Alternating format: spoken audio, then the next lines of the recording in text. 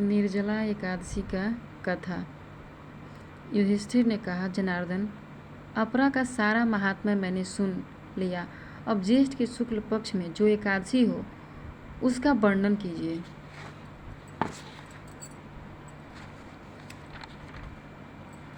भगवान श्री कृष्ण बोले, राजन, इसका वर्णन परम धर्मात्मा सत्यवती नंदन व्यास जी करेंगे, क्योंकि ये संपूर्ण शास्त्रों के तत्वज्ञ और वेद वेद्यांगों के पारंगत विद्वान हैं। तब व्यास जी कहने लगे,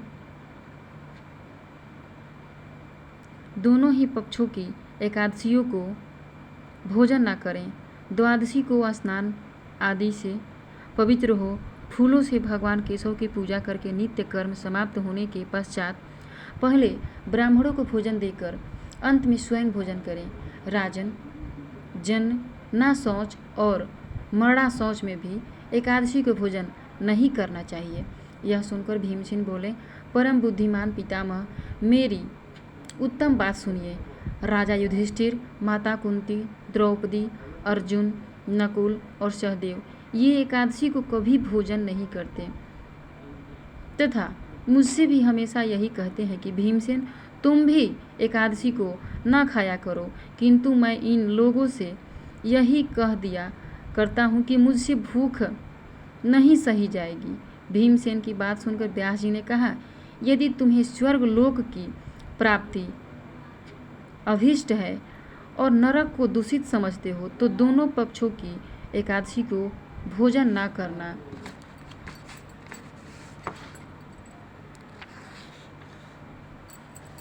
भीमसेन बोले, बुद्धिमान पितामह, मैं आपके सामने सच्ची बात कहता हूँ। एक बार भोजन करके भी मुझसे व्रत नहीं किया जा सकता, फिर उपवास करके तो मैं रह ही कैसे सकता हूँ। मेरे उदर में वृक नामक अग्नि सदा प्रज्वलित रहती है, अतः जब मैं बहुत अधिक खाता हूँ तभी यह शांत होती है।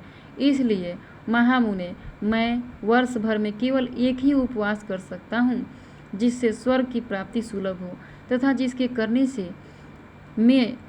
से मैं कल्याण का भागी हो सकूं।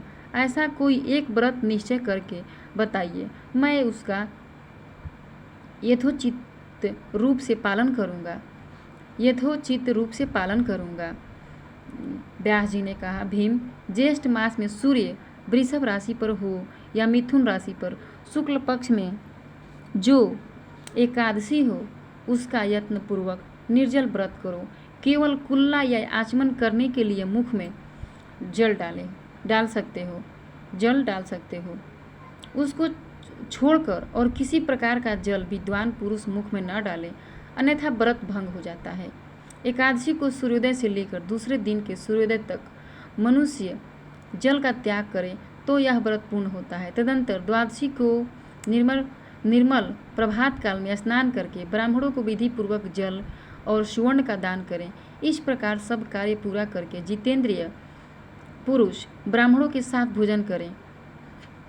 वर्ष भर में जितनी एकादशियाँ होती हैं उनका सब फल निर्जला एकादशी के सेवन से मनुष्य प्राप्त कर लेता है, इसमें तनिक भी संदेह नहीं है। शंख, चक्र और गदा धारण करने वाले भगवान केशव ने मुझसे कहा था कि यदि मानव सबको छोड़कर एकमात्र मेरी शरण में आ जाए और एकादशी को निराहार रहे तो वह सब पापों से छूट जाता है। एकादशी व्रत करने वाले पुरुष के पास विशाल काय, विकराल आकृति और काले रंग वाले दंड पासधारी भयंकर यमदूत नहीं जाते। अंतकाल में पीताम्बरधारी सौम्य स्वभाव वाले, हाथ में सुदर्शन धारण करने वाले और मन के समान वेगशाली विष्णुदूत आकर इस वैष्णव पुरुष को भगवान विष्णु के धाम में ले जाते हैं। अतः निर्जला एकादशी को पूर्ण यत्न करके उपवास करना चाहिए। तुम भी सब पापों की शांति के लिए यत्न के साथ उपवास और श्री हरि का पूजन करो। स्त्री हो या पुरुष, यदि उसने मेरु पर्वत के बराबर भी महान पाप किया हो तो वह सब एकादशी के प्रभाव से भस्म हो जाता है। जो मनुष्य उस दिन जल के नियम का पालन करता है वह पुण्य का भागी होता है।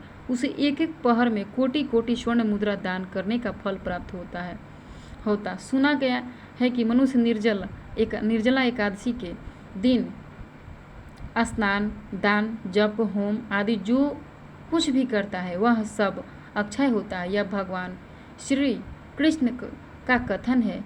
निर्जला एकादशी को विधि पूर्वक उत्तम रीति से उपवास करके मानव वैष्णव पद को प्राप्त कर लेता है। जो मनुष्य एकादशी के दिन अन्न खाता है वह पाप भोजन करता है। इस लोक में वह चंडाल के समान है और मरने पर दुर्गति को प्राप्त होता है। जो ज्येष्ठ के शुक्ल पक्ष में एकादशी को उपवास करके दान देंगे वे परम पद को प्राप्त होंगे।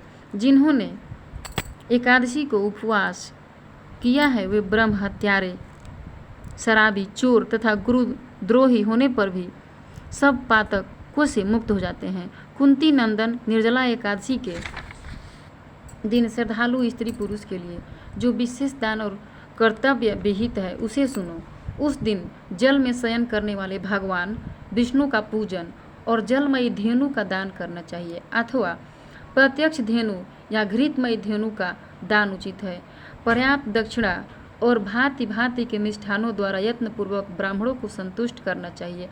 ऐसा करने से ब्राह्मण अवश्य संतुष्ट होते हैं और उनके संतुष्ट होने पर श्री हरि मोक्ष प्रदान करते हैं। जिन्होंने सम, दम और दान में प्रवृत्त हो श्री हरि की पूजा और रात्रि में जागरण करते हुए इस निर्जला एकादशी का व्रत किया है उन्होंने अपने साथ बीती हुई 100 पीढ़ियों को और आने वाली 100 पीढ़ियों को भगवान वासुदेव के परम धाम में पहुंचा दिया है।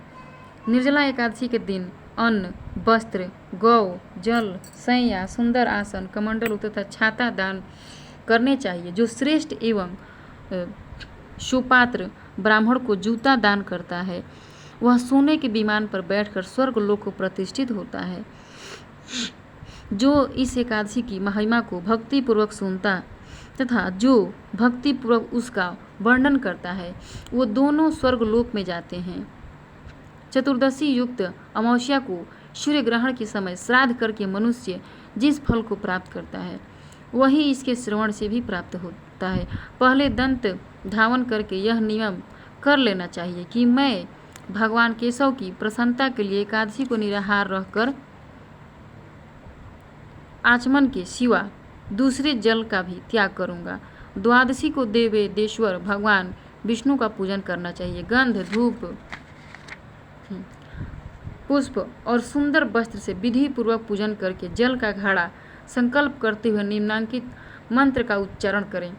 देव देव ऋषिकेश संसार वर्णावतारक उद कुकुंभ प्रदानेन नय माँ परमा गतिम। संसार सागर में तारने वाले देव ऋषिकेश इस जल के घड़े का दान करने से आप मुझे परम गति की प्राप्त कराइए।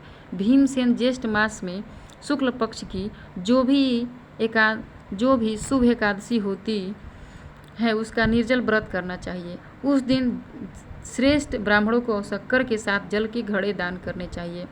ऐसा करने से मनुष्य भगवान विष्णु के समीप पहुंचकर आनंद का अनुभव करता है। तत्पश्चात द्वादशी को ब्राह्मण भोजन कराने के बाद स्वयं भोजन करें। इस प्रकार पूर्ण रूप से पाप नाशिनी एकादशी का व्रत करता है वह सब पापों से मुक्त हो अनामय पद को प्राप्त होता है। यह सुनकर भीमसेन भी इस शुभ एकादशी का व्रत आरंभ कर दिया। तब से यह लोक में पांडव द्वादशी के नाम से विख्यात है। जय श्री कृष्णा।